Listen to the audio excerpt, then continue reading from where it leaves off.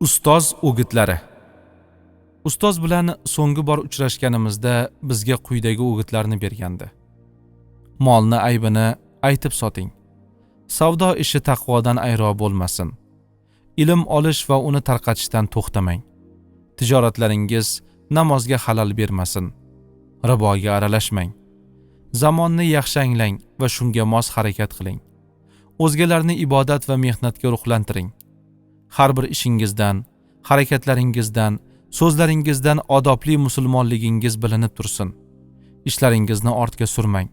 Har bir keyinga qoldirilgan ish kuchingizni qirqadi. Mazmunsiz narsadan o'zni tiygan odam eng baxtli odam. Atrofingizdagi do'st, qarindoshlar, tanishlarni foydali ishlarga targ'ib qiling.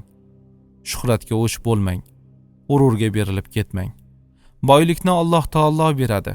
O'zi ato etganini qaytarib olishi ham mumkin.